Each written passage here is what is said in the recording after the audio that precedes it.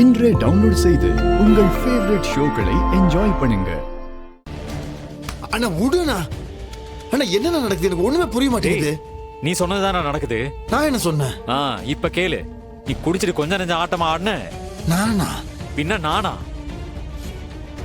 டேய், அந்த துளசி வீட்டு வாசல்ல போய் நீ அவ்வளவு ரகலை பண்ணிருக்க. ஏண்டா, 10ஆவதுக்கு அப்பாவுக்கு போன் பண்ணி எனக்கு பொண்ணு பாருங்கன்னு வேற சொல்லியிருக்க. இப்ப மாத்தி பேசினா அவங்க டென்ஷன் ஆகாம என்ன கொஞ்சுவாங்களாடா?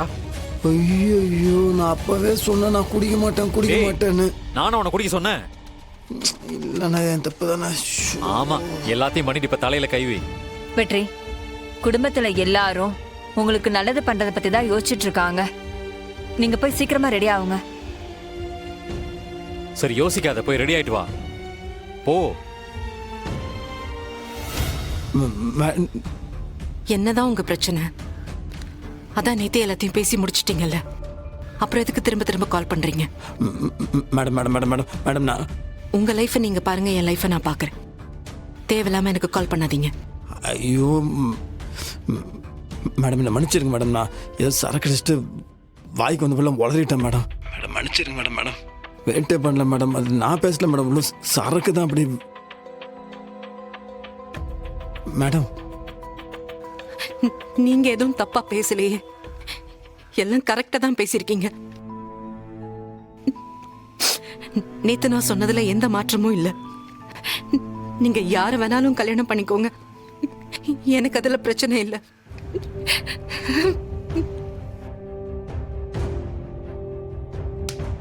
அம்மாடி, உனக்கு கிடைச்ச இந்த வாழ்க்கையை நீயே அழிச்சிடாத. அக்கா, உனக்கு ஒரு நல்ல வாழ்க்கை அமையணும்னு அப்பா, அம்மா, பாட்டி, அண்ணா அத்தனை பேரும் நாங்க தினம் சாமி கிட்ட வேண்டிக்கிட்டு இருந்தோம். எல்லாரோட வேண்டுதலுக்காகவும் அன்புக்காகவும் அந்த கடவுள் கொடுத்த வரந்தா வெற்றி மாமா. அவரை போய் வேண்டான்னு சொல்றியேக்கா. இத பாரு, தோளுக்கு மேல வளர்ந்த புள்ளன்னு பாக்குறேன். இல்லன்னா உன்னை அடிச்சே திருத்திடுவேன். உனக்கு என்ன பைத்தியமா? ஏண்டி, ஏன் இப்படி எல்லாம் பண்ற? அந்த வீட்டுல உனக்கு ஏதாவது செய்வன செஞ்சிட்டாங்களா என்ன? ஏன் இப்படி எல்லாம் நடந்துக்கிற? நான் நிதானமா யோசிச்சு எடுத்த முடிவு இது. மண்ணாங்கட்டி, என்ன முடிவு எடுத்திருக்க? உன் வாழ்க்கையை நீயே அழிக்கிறதுக்கு நீ ஒரு முடிவு எடுத்திருப்ப.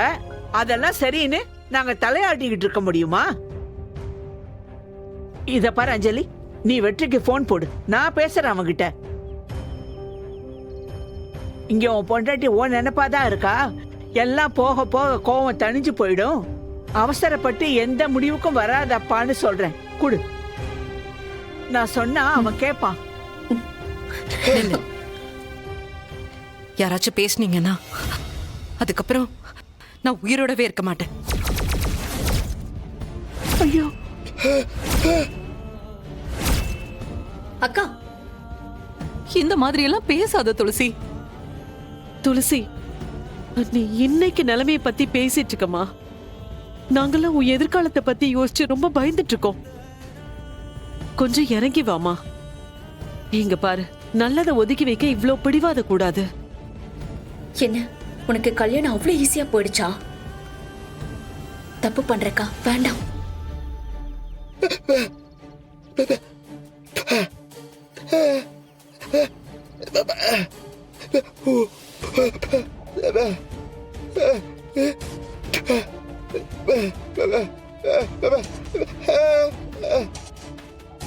எங்க எல்லார் கண்ணுக்கும் அவரு நல்லவரா தான் தெரியறாரு. உனக்கு மட்டும் ஏன் தப்பா தெரியறாரு? அப்போ ஓ மனசுக்குள்ளதான் ஏதோ பிரச்சனை இருக்கு. அது என்னன்னு தெரியல. அத முதல்ல நீ தூக்கி வெளியில போட்டாதான் எல்லா பிரச்சனையும் சரியாகும். எல்லாரும் பேசிட்டீங்களா, இல்ல வேற ஏதாவது பாக்கி இருக்கா?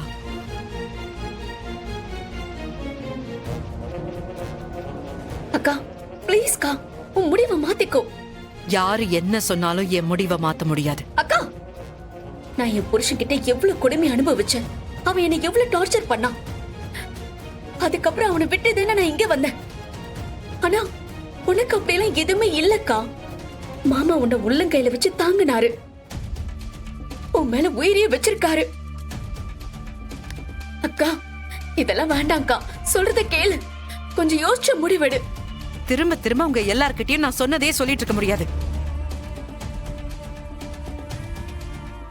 என் மனசுல இருக்கிற வலி எனக்கு தான் தெரியும்.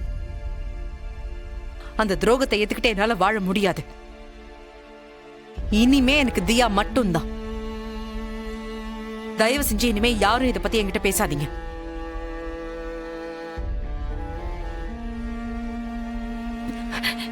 என்ன நிம்மதியா இருக்க விடுங்க.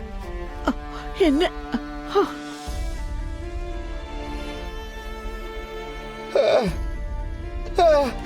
யாரு பேச்சையுமே கேட்க மாட்டீங்களா? ஏங்க இங்க எல்லாரையும் விட்டுட்டு போயிட்டீங்க?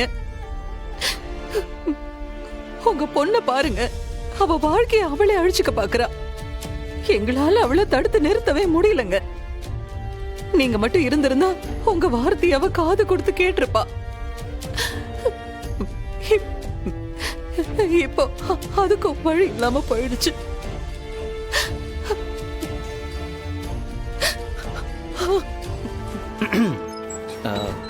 மாப்ள, என்ன மாப்ள, எவ்வளவு பெரிய கம்பெனிக்கு முதலாளி நீங்க, இப்படி கன்னத்துல கை வச்சுக்கிட்டு உட்காந்துட்டு இருக்கீங்களே?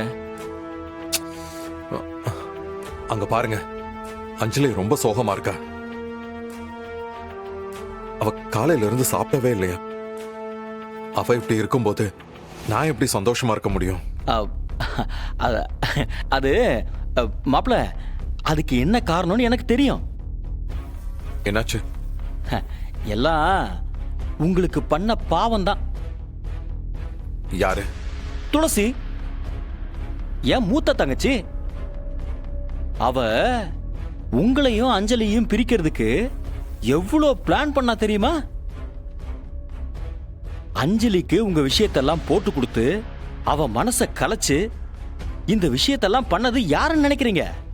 அவதான். அந்த பாவம் சும்மா விடுமா மாப்ள? அதான் அவளுக்கும் அந்த வெற்றிக்கும் ஏகப்பட்ட பிரச்சனை ஆயிடுச்சு. இப்ப 2 பேரும் பிரிஞ்சிட்டாங்க. பிரிஞ்சிட்டாங்களா? மாப்ள, அவனுக்கு வேற ஒரு பொண்ணை பார்த்து கல்யாணம் பண்ண போறாங்களாம். வாட்? என்ன சொல்றீங்க? அட ஆமா மாப்ள. இதுக்கே மாப்ள நீங்க இவ்வளவு டென்ஷன் ஆவறீங்க? சந்தோஷமா இருங்க. மச்சான், என்ன பேசுறீங்க? அவங்க 2 பேரும் பிரிஞ்சதை நினைச்சுதான் என் அஞ்சலி ஃபீல் பண்றா. அவ ஃபீல் பண்ணா அவ வயித்துல இருக்கிற என் குழந்தைய அது பாதிக்கும். மாப்ள, அவ உங்க மேல கேஸ் போட வச்சா அவளுக்காக போய் வருத்தப்படுறீங்க? மாப்ள, கொஞ்சமாவது செல்ஃபிஷா யோசிங்க மாப்ள. இப்போ நான் செல்ஃபிஷா தான் யோசிக்கிறேன். என் அஞ்சலியும் அவ வயித்துல இருக்கிற என் குழந்தையும் நல்லா இருக்கணும்னா அதுக்கு வெற்றியும் துளசியும் சேரணும்.